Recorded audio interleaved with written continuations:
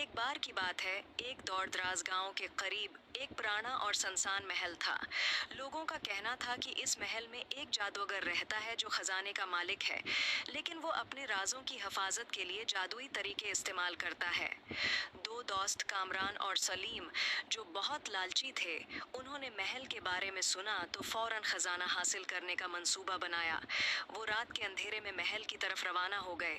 जैसे ही वो अंदर दाखिल हुए, महल का दरवाजा खुद ब खुद बंद हो गया और माहौल सर्द और सुनसान हो गया। अचानक एक धमासा उठा और एक प्रासरार जादूगर उनके सामने आ गया।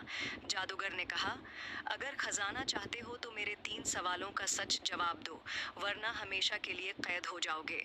सवाल: अगर तुम्हें सारी दौलत मिल जाए और तुम्हारा दोस्त खाली हाथ रहे तो क्या तुम उसे बांटोगे? कामरान ने झूठ बोला, जी हाँ, मैं बांटूंगा। सलीम ने सच कहा, नहीं, शायद मैं लालच में आ जाऊं, लेकिन मुझे बांटना चाहिए। दूसरा सवाल: अगर खजाने तक पहुंचने के लिए किसी बेगुनाह को धोखा देना पड़े तो क्या करोगे? कामरान बोला, अगर जरूरी हो तो कर लूंगा। सलीम ने कहा, नहीं, धोखा देना गलत है, चाहे खजाना न भी मिले। तीसरा सवाल: क्या तुम अपने किए पर पछताओगे अगर गलत रास्ता चुना?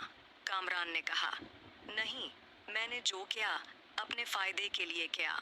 सलीम ने सिर झुकाकर कहा, हाँ, मैं पछताऊंगा और अपनी इस्लाह करूंगा। जादूगर मुस्कुराया।